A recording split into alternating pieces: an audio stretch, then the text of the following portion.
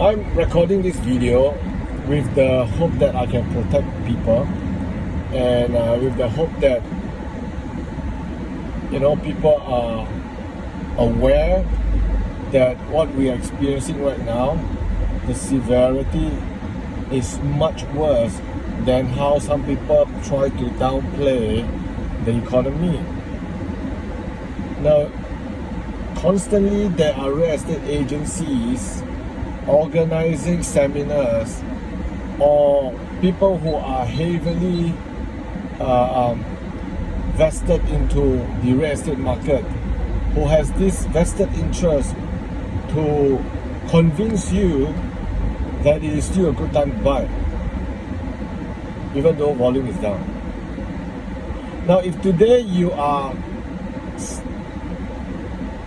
Volvo and you made 500,000 Volvo cars, let's say at S80, at the end of that 1 year, only 50,000 of those cars are sold, or 100,000 of those cars are sold. Would you say that you have priced it correctly? Would you say that that was a right product with the right pricing and the right packaging based on the right demand? But yet at the same time, unreasonable, dishonest people who knows that developments are sold, like maybe 300, 400 units are sold, 50 units to maybe 100 units,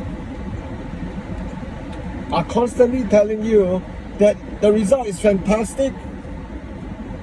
Now, would you consider your result fantastic if you produce 1 million Mercedes and sold 100,000 or 200,000? Would that be considered fantastic? It is deception. I'm sorry, but I have to say it as it is. It is deception.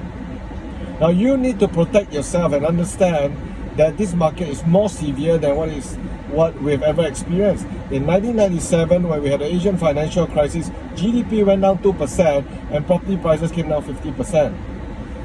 Yet in 1997, most people still have their jobs. Most people are not that badly affected in terms of their income, and so on and so forth. There were no lockdowns. There weren't all these issues that we are facing today.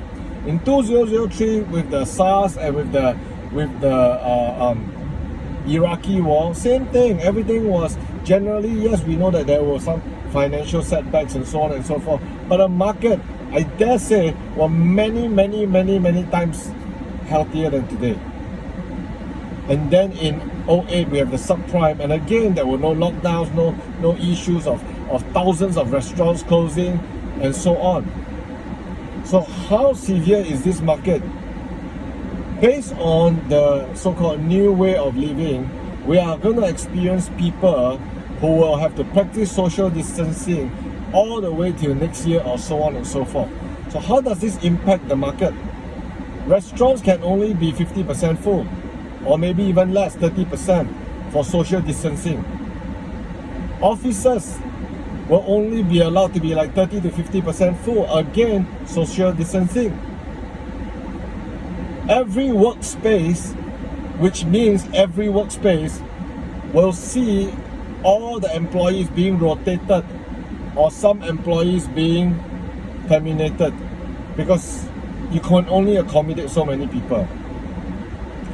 But saying that about all these places, that even event organizers cannot hold events in the same place, and even if you can, nobody's going to turn up because they are worried about this COVID thing, and they're concerned that even if they believe like me that this is bullshit, they won't go, because at the end of the day there will be contact tracing, and in the event if there's one case tested positive, so to speak, then everybody who attended the event now have to be home quarantine, or maybe even quarantine somewhere else.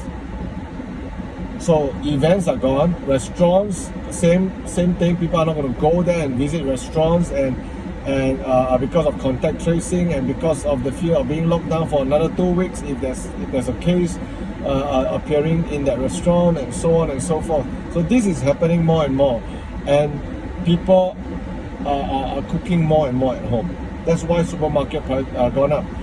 So unless you are in an industry like the supermarket or maybe the medical industry, most industries will see a downsizing of workforce, or most industry will literally see all the staff having their salary cut eventually, even if it didn't happen today, because when you start rotating the staff, the employers will start to feel that, hey, you know what, I'm not really sure what my staff is doing, and therefore everybody's salary comes down. When that salary comes down, everybody, as good 90%, unless all the while they work from home, so they are being rotated, they only go to the office 2 to 3 times a week, what will happen to the market? Their salary will be cut. And then when 90% or 80% or 90% of everybody's income is being cut, what will happen to overall spending power? It will drop. When spending power drop, what happens to the GDP? It will drop significantly. That's why the government says it's going to drop to 4 to 7%, maybe even more. So this is unlike any other crisis before. So for real estate people to come out there and tell you it's still a good time to buy, it's a good time to buy, it's a good time to buy, without taking into consideration that many of the condominiums only have about 10, 20 or 30% sold, which clearly indicates that the price is not right. If I have 100,000 Volvo cars and I only sell 20%, it clearly indicates either the product is not right or the price is not right. I'm sharing this because I want to protect people. I'm not here to destroy real estate agents' rights bowl, but protecting people is very, very crucial. And anyway, I had a meeting today with the real estate people that I work closely with, and I showed them that even in this market, there are a lot of people you can work with. There are a lot of markets that you can work with, which are necessary because people need to liquidate, people need to solve cash flow problems, and so on and so forth. So especially commercial properties will be the most severely affected, because if I only have 5 staff instead of 10 staff for your same space, I'm going to ask you to reduce rent by 50%. And if you don't, I'm going to find another place, or I'm going to close shop, like what many of these restaurants are doing. They close shop, and after they close shop, you know what's going to happen? It's going to be vacant for a long time, because it's not profitable unless you eventually come down to 50% or 60% of the rental. Then somebody might take the risk and run an F&B again with 50% capacity, bear in mind. I hope this point, highlight to people what you need to do when it comes to property buying or investing. Don't listen to the lies and all this nonsense about asset progression right now. It's quite a stupid thing for anybody to teach you asset progression right now.